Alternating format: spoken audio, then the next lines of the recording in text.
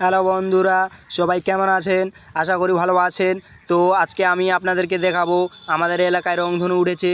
আপনাদের এলাকায় ওর কি উঠেছে কিনা আমি জানি না। তো আমাদের এলাকায় উঠছে, তাই আমি ভিডিও করতে আসি তো আপনাদেরকে দেখানোর জন্য। তো এই রংধনুটা কেমন লাগতে আসে আর আকাশটা কেমন ভালো লাগতে আসে আপনারা কিন্তু কমেন্টে জানিয়েবেন। অনেকই সুন্দর লাগতে আসে, আকাশটা অনেক মায়াবী, যার কারণে রংধনুটাও আজকে মনে হয় হাসি মুখে উঠছিল।